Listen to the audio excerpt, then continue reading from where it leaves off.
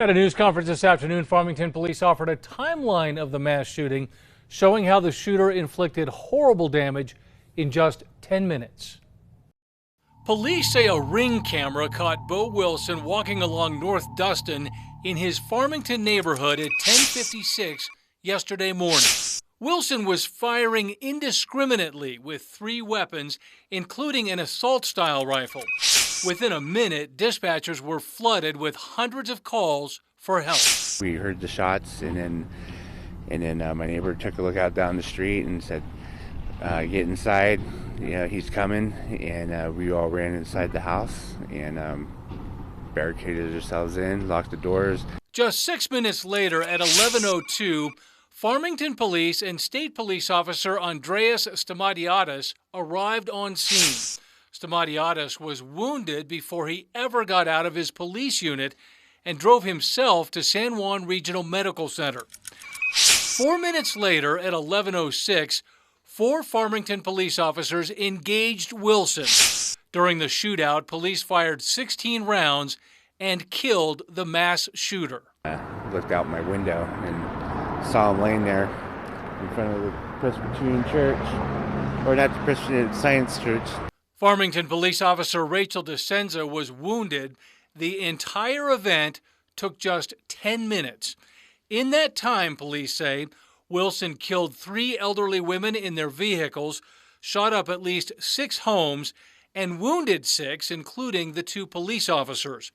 In all, police say, Wilson fired nearly 150 rounds. Tonight, all the wounded have been released from the hospital.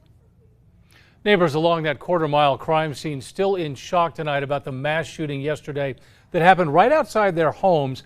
News 13's Natalie Wattis brings us what neighbors and a friend of one of the victims had to say in the aftermath.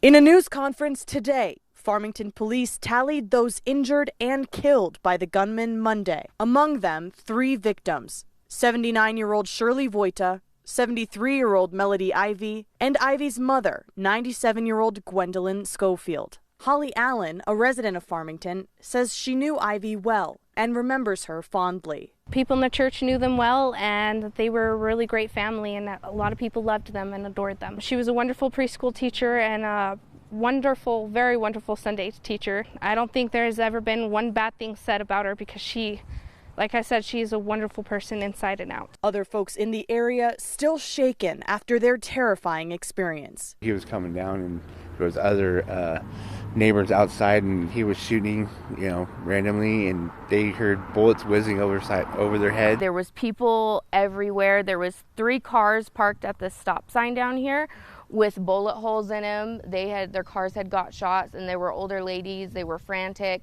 Everyone was just out here freaking out, not knowing what to do. I was very nervous. I couldn't sleep last night. It was awful, and because we couldn't come in the house, we couldn't do anything. My whole driveway was with yellow tape. People left wondering, how could this happen in their neighborhood? It's such a good neighborhood. Nothing crazy like this has ever happened. I don't think I want to be comfortable anymore. See, I have a wonderful landlord and all, but I told my husband, I don't know, my lease ends in January. I don't know if I really want to stay here. One neighbor, who says her son went to school with the shooter, says no one saw this coming. He seemed like a normal kid. My son Talon said that he seemed like a normal kid, and he couldn't see him doing this, is what he said. Natalie Wattis, KRQE News 13. Even police were shocked by the violence and the brutality of the crime scene, calling it a, quote, shock to the senses. The mayor said they will be holding a vigil at 6 tomorrow evening at the Farmington Museum. Of course, we're working to learn just as much as we can about yesterday's tragedy in Farmington. Stay with us on air at KRQE and at KRQE.com online for the very latest information.